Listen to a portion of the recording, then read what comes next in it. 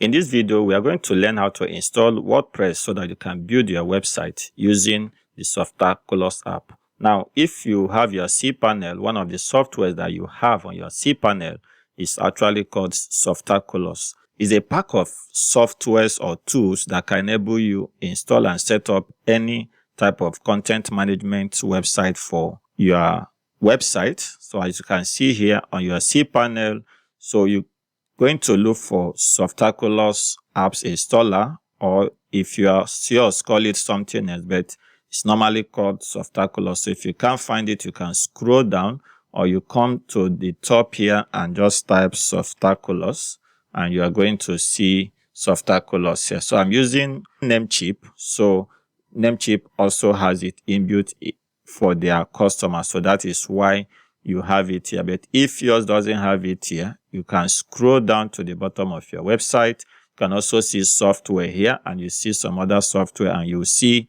WordPress, which is the most common CMS, that is content management system that most people use in building their website. So we are going to install WordPress now so that we can build our website. So once you log into your Cpanel, you are going to come here and type. So I'm typing Softaculous, and you can see it listed here. So all I'm going to do now is to click on this WordPress Manager by Softaculous, or you can click on this one here. It will also take you to the same place. So let's click from here. So we'll click on it and we allow it to open. Okay, so when it opens, you are going to see some other websites that you've already installed through Softaculous. So if you install your WordPress manually, that is, if you have some other website that you built that are not WordPress, or that you did not install through Softaculous, so they will not appear here. So now we are going to install a fresh one. So we are going to click here and click on install. You can see it says install a fresh copy of WordPress. So I click on install now. So now you are going to come to where you have choose your installation URL.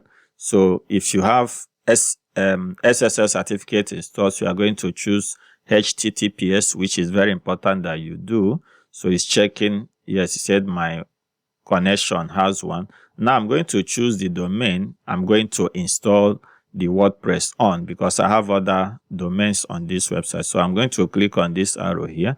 So I'm going to look for the domain, and this is the domain I am installing the WordPress on. So I click on that domain. So if you are installing it on a subdirectory, you are going to type that subdirectory here, and it must not be existing. So here you are going to see the latest version of WordPress, which it normally chooses by default. So next we proceed to where you are going to put your website name. So you can actually write anything that is the description of the title of your website, and here is where you are going to write the description of your website. Okay, but I don't normally do that, since I can just go to my WordPress dashboard after installation. I can still change any of all this. Next thing you're going to do is to choose your password. Okay, so you're going to choose your password. So for security reasons, I'm going to hide the details here. So you're going to choose your WordPress admin. So most people make mistake by choosing admin as their password, which is very wrong. So admin is so common that most hackers can easily get to assume what your username is, and they can use that to try to hack your website. So make sure you don't use admin as your username. So use something that is very strong. The same thing with your password, and you're going to have a score here where it's going to give you a score of about that you must have up to 80% to ensure that your password is very, very strong. Next, you are going to have your admin email. Okay, so your admin email by default, WordPress will want to create and will assume that you have an admin account or admin webmail account. So if you have not created this email address, which is likely that you've not created, all you can do, you can go back to your Cpanel. When you go up here, if you go up here, you can right click here and open it on a new tab, and that will take you back to your Cpanel, and you are going to go down to your Cpanel and look for where to create an email account, that is the official email for your website, and then you are going to create this email address. So the reason why you are doing that is so that WordPress is going to send all the details of your login details into this particular email. So if you don't know how to create your webmail account on Cpanel, I've created a tutorial on how you can do that. So I'll link it in the description below so that you can click and watch how to create an official email address for your website. So once you are done with that, next thing you are going to do now is to select plugins. So depending on the hosting company you are using, you may be prompted to select some plugins that comes with your hosting company, which they want you to use to set up your website. So I'm not going to use that. So I'm going to untick all of them. I'm going to untick all of this. So I want to choose the plugin I want for myself. Now, if you are building your website in another language, so you can click here and choose the language. And then when you come down here, you are going to see some other information. We are going to have your database name and your database prefix. So if you want to change all of that, you can do that, but I normally leave it like this. But if you want to change, you can probably change the prefix of your website's database. Okay, so I'm going to leave this by default the way it is.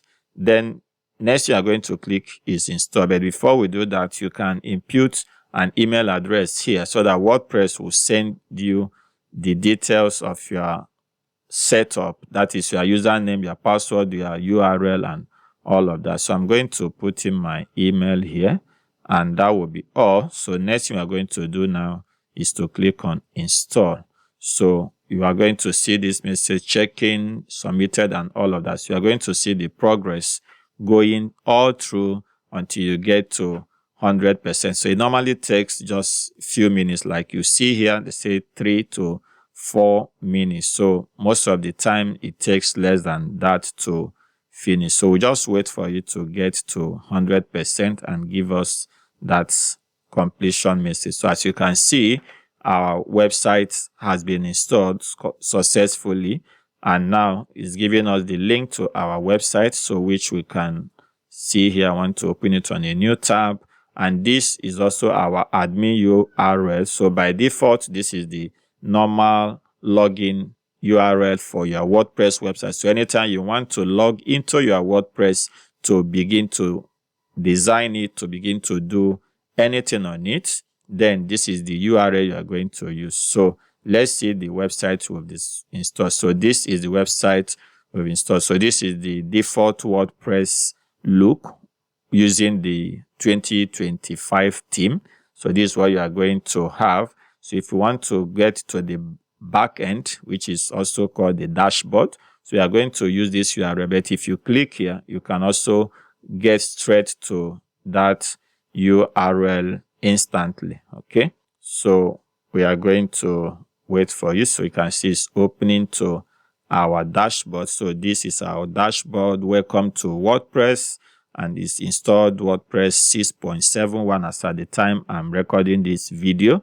So now that you've installed your WordPress, everything is set. So all you need to do now is to continue your design process. So which you must have decided the type of website you want to build, how they look, and everything. So that is where we're going to end this video. I hope you found value in this video.